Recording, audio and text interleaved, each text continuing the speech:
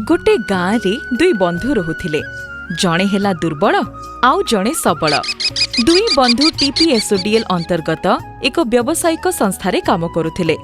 सबल कुशली एवं दुर्बल अणकुशली भावे एक एफसीसी रे कार्यरत थिले।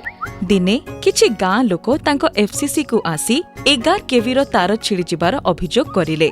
दुर्बल और सबल तांको उपरस्थ अधिकारी को न जणे तांको सांगरे जणे अणकुशली कर्मचारी माधव को नहीं गले।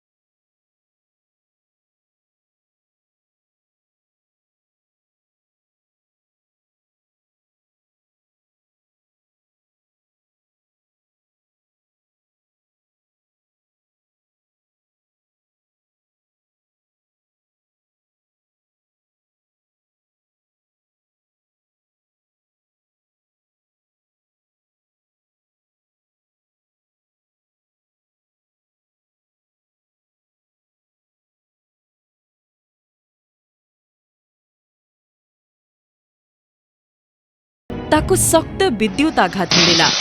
बचाओ बचाओ।